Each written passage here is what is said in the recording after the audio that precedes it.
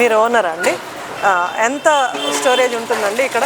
3 డేస్లో చాలా డ్రాస్టిక్గా సప్లైస్ పెరిగి అందరికి సప్లై ఈరోజు చాలా ఫ్రీగా. ఓకే, అన్ని వెహికల్స్ అయితే వచ్చినట్టు పడుతున్నారా? బాటిల్స్ క్యాన్స్ గవర్నమెంట్ చెప్పినట్టు క్యాన్స్ ఎవరైనా ఉంటే కూపన్ ఇస్తే కూపన్ పట్టాలి, బ్లాక్లో పెట్టేస్తున్నారని. అవునవునండి, అవును. మీరు ఎక్కడ? గోపాల్ రెడ్డిపాలెం. 2 డేస్ ముందు ఏమన్నా ఆపారా ఎక్కువ, లేదా డీజిల్ దొరకదు అన్న ఇదే అన్న అట్లేం లేదు కదా మీకు? ఇప్పుడు కూడా 300కి పడుతున్నారు.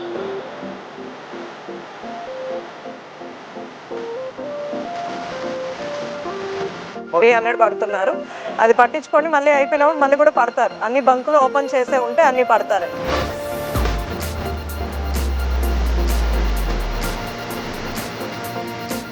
కొల్లూరులో వచ్చారు, సిఐ గారు వచ్చారు, అందరూ చాలా అసలు 3 డేస్లో ఇంత డ్రాస్టిక్గా ఈ గవర్నమెంట్ చేసింది.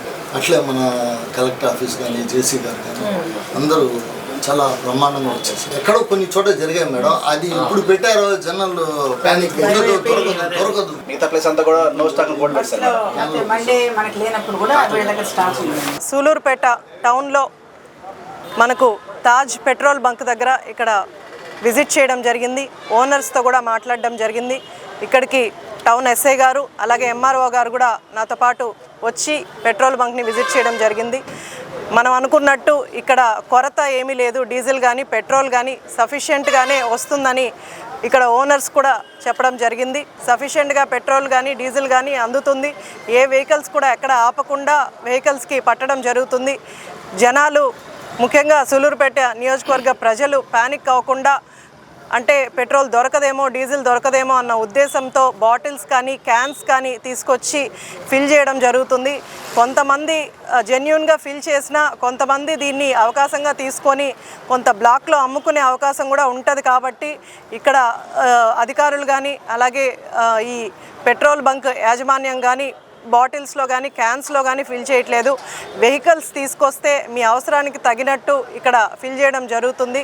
మన రాష్ట్ర ముఖ్యమంత్రి వర్యులు శ్రీ నారా చంద్రబాబు నాయుడు గారు దీని గురించి ప్రత్యేక దృష్టి పెట్టి రాష్ట్రంలో ఎక్కడ కూడా పెట్రోల్ బంకులు మూసివేయకుండా, నో స్టాక్ బోర్డు పెట్టకుండా అన్ని చోట్ల అధికారుల చేత పర్యవేక్షిస్తున్నారు. అలాగే ప్రజాప్రతినిధులు ఎవరైతే ఉన్నామో మేమందరం కూడా పెట్రోల్ బంక్స్ విజిట్ చేస్తున్నాం. ఎవరు కూడా ఇబ్బంది పడకుండా వాళ్ళకి వెహికల్స్లో డీజిల్ పెట్రోల్ పట్టేలాగా మేమందరం కూడా చూస్తాం.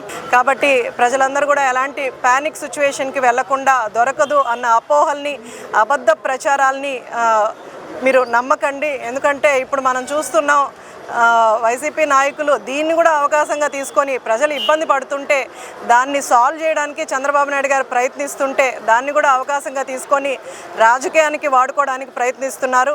కాబట్టి మీరు టీవీలో వచ్చేది వీడియోస్లో వాళ్ళు పెట్టే అసత్య ప్రచారాలను దయచేసి నమ్మకుండా చంద్రబాబు నాయుడు గారు ప్రజలకి ఎలాంటి ఇబ్బందులు కలగకుండా కూడా చూస్తున్నారు. అధికారుల్ని పదే పదే పర్యవేక్షించేలాగా వాళ్ళందరికీ కూడా ఆర్డర్స్ ఇవ్వడం జరుగుతుంది. పెట్రోల్ బంక్ ఓనర్స్ని కూడా అందరికీ ఆదేశాలు ఇవ్వడం జరిగింది. ఇప్పుడు ఎక్కడ కూడా పెట్రోల్ బంక్స్లో నో స్టాక్ బోర్డు లేదు, లేకపోతే వెహికల్స్ కూడా ఎక్కడ ఆపట్లేదు. కాబట్టి ప్రజలు ఇంకొంచెం సహకరిస్తే మనకు ఈ సిచ్యువేషన్ నుంచి బయటపడే అవకాశం ఉంటుందని ప్రజలందరినీ కోరుకుంటూ